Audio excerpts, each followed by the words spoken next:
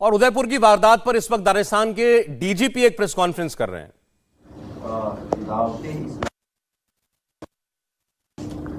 आना जाना था, संपर्क था, टच में थे। इन सभी बातों को देखते हुए राजस्थान पुलिस द्वारा माननीय मुख्यमंत्री के आदेशों के अनुसार इस प्रकरण को प्रारंभ से ही एक्ट ऑफ टेरर मानते हुए यूएपीए के अंतर्गत अभियोग पंजीबद्ध किया गया है और उसी के अनुसार इसमें अनुसंधान प्रारंभ किया गया था। और इसी क्रम में जो एनआईए है उनको सूचित करते हुए उनकी सहायता के लिए भी अपील की गई और इसी की पालना में एनआईए भी रात में ही वहां से रवाना होकर सुबह तक हमारे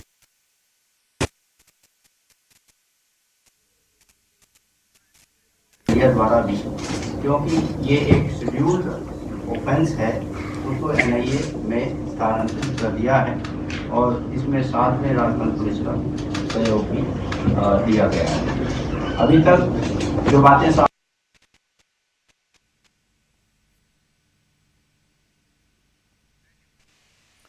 राजस्थान के डीजीपी प्रेस कॉन्फ्रेंस कर रहे हैं, जो अब तक उन्होंने इनका सुनते हैं ट्रांस बॉर्डर कनेक्शन की बात है और जो भी डिजिटल एविडेंस है वो राजस्थान पुलिस अपने स्तर पर ज्ञात कर रही है।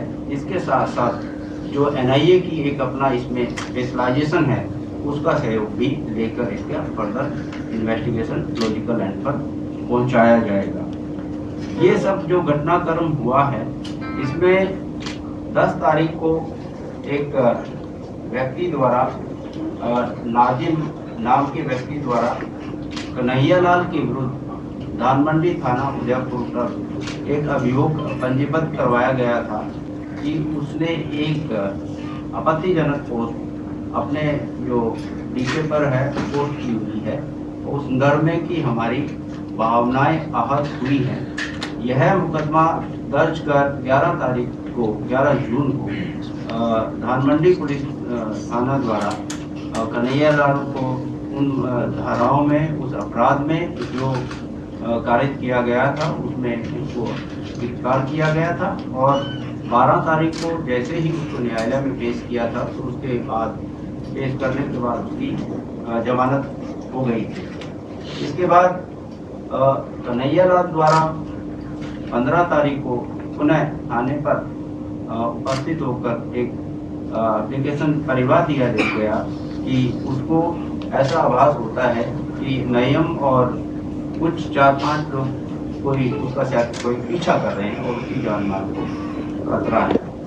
इस बात को देखकर एसएचओ ने एएसआई को एंडोर्स किया और कि दोनों पक्षों को बात कर समाधान निकाला जाए।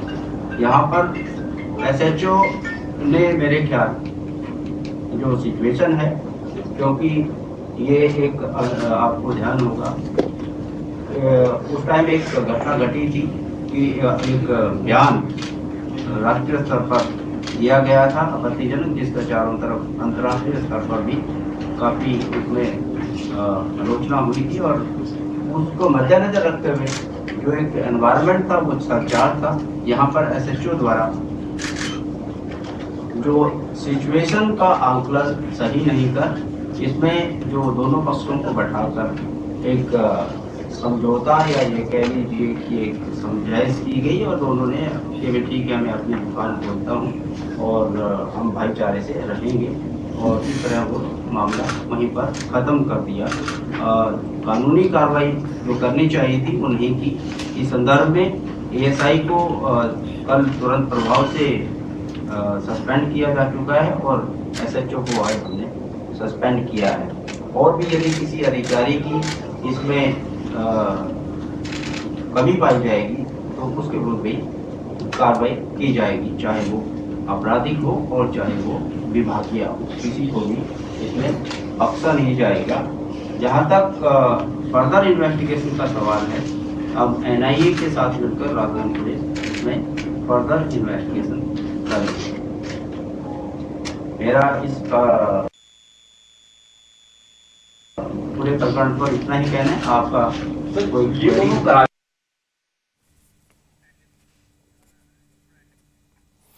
डीजीपी कह रहे हैं कन्हैया को नाजिम नाम के एक शख्स की शिकायत पर कि कन्हैया लाल ने कोई आपत्तिजनक सोशल मीडिया पोस्ट की थी, गिरफ्तार किया गया था और उसके बाद उसको जमानत मिल गई थी और 15 तारीख को कन्हैया लाल के परिवार की तरफ से शिकायत दी गई कि उन्हें लगता है कि नाजिम और 4-5 लोग उनका पीछा करते हैं और उन्हें अपनी जान का खतरा है।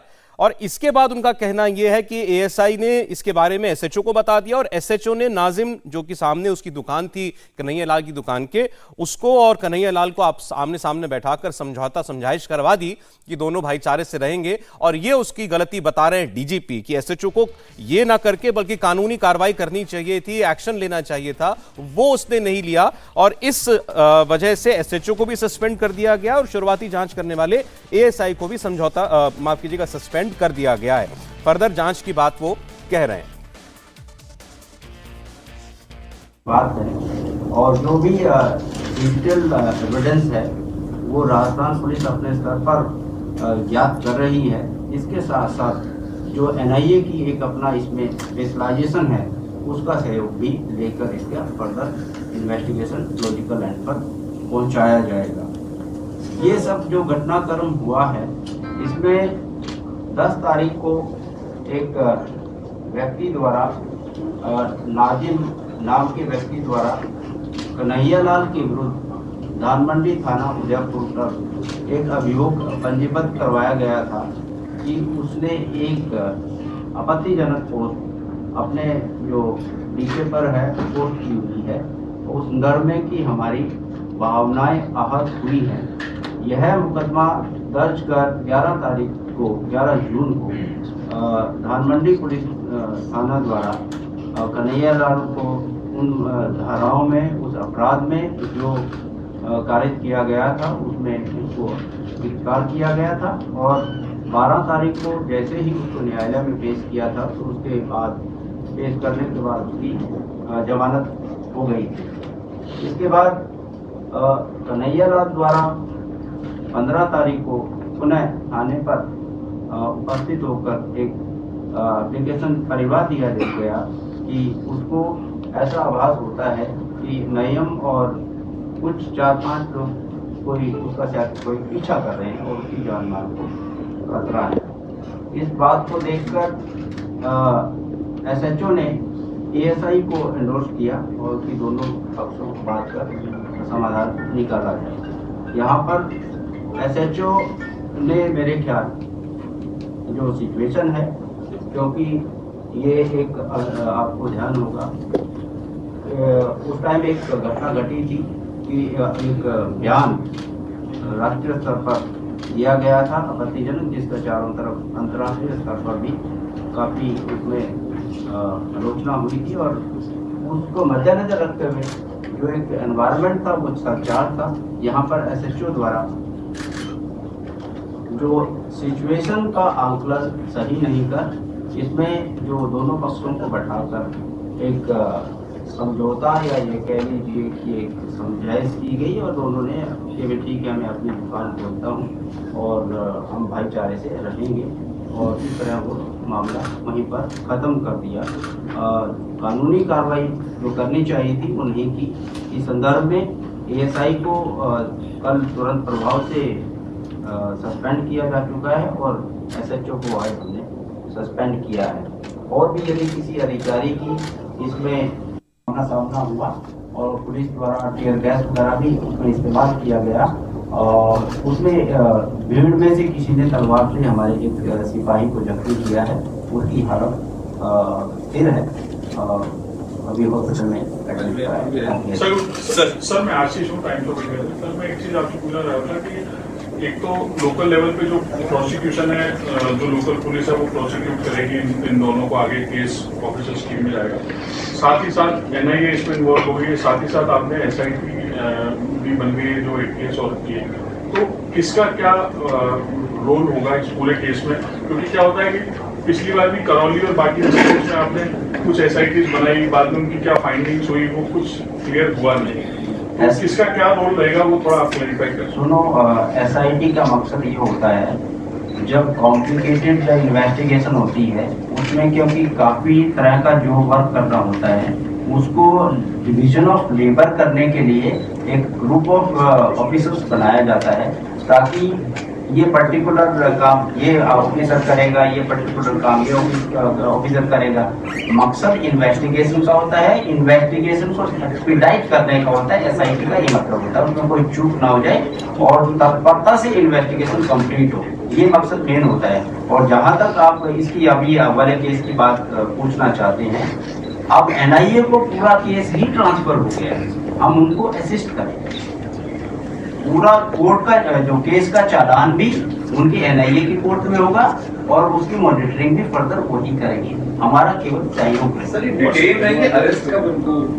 देखिए, डिटेन अरेस्ट का मतलब होता है अरेस्ट को जब हम कंफर्म कर लेंगे ये आदमी इन्वॉल्व है, पूरी तरह कंफर्म हो जाएंगे ये बात में इसने कार्य किया है, तब अपन अरेस्ट दिखाते हैं। उससे पहले पूछताछ हो रहा ताकि इस नतीजे पे तो पहुंचा जाए कि हाँ ये आदमी वास्तव में अपराधी है और इस केस में इन्वॉल्व है। सोशल मीडिया में वैसे वायरल करने के लिए भी कुछ लोग अरेस्ट हुए हैं। नहीं, अभी ऐसा sir Mukesh Chaudhary evening plus से 24 घंटे का लगभग हो गए सर, दोनों को पकड़े हुए गिरफ्तारी हुए। तो NIA की तो सुबह एंट्री हुई है, इसमें अभी तक पता चला कि इनका मकसद क्या था, सिर्फ दहशत फैलाना या बदला लेना पोस्ट का? बेसिकली इनका तो वही है कि भी हमारे पैगंबर को इन्होंने वो किया है।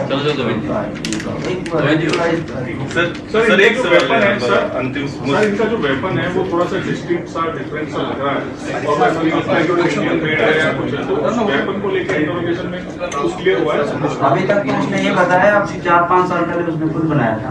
सर ये लास्ट क्वेश्चन सर, आपने खुद कहा कि दोनों ग्रुप में किसी तरह का तालमेल था या एक दूसरे को जानकर ये स्थापित नहीं किया, तो SHO और ASI को जो आप लोगों ने निलंबित किया था वो महज इस आधार पे कि उन लोगों ने कोई कानूनी कार्रवाई नहीं की। जब दोनों में एस्टेब्लिश नहीं हो पाया संबंध, तो आपने कार्रवाई का आधार क्या लिया, निलंबन का आधार? होता क्या है, देखो जब घटना गंभीर हो जाती है ना, रूटीन में अगर होता तो ये सही होता। मैंने क्या बोला ना, एक पर्टिकुलर डेट के बियॉन्ड जो एनवायरनमेंट है देश में, उसको देखते हुए जो कार्रवाई होनी चाहिए वो कार्रवाई नहीं की गई, उसका सिचुएशन का आकलन प्रॉपर नहीं हुआ। कायदे से जो कार्रवाई लीगल होनी चाहिए थे वो बेसिकली उन्होंने कम्युनिटी पुलिसिंग के आधार पर उसका समझौता कर दिया। कोई वैसे रूटीन में अगर होता, सद्भाव चल रहा होता, कोई मेरे ख्याल में दिक्कत नहीं होती। लेकिन अपना जो एनवायरनमेंट था वो सरचार्ज था, उसमें उनको थोड़ा कानून का पूरा इस्तेमाल करना चाहिए था। मैंने कहना बहुत जल्दी है कुछ कहना, अभी तो उसने बोला है, सच क्या है वो अभी वेरीफाई टेलर वाला प्रॉब्लम हुआ था, पुलिस ने इनको कॉम्प्रोमाइज के लिए बिठाया था, क्योंकि पुलिस ये चाहती होती कि भाई चीजें आगे ना बढ़े, एग्रावेट ना हो। तो जो लोग उस कॉम्प्रोमाइज में पार्टिसिपेट किया था, एक तरह से पुलिस शपथ पत्र टाइप की चीजें करती है कि भाई आप सब इस चीज की गारंटी लो कि आगे कोई वायलेंस नहीं। तो वो जो लोग इसमें पार्टिसिपेट किया था थाना लेवल पे, क्या उन लोगों के खिलाफ कार्रवाई करेंगे सर?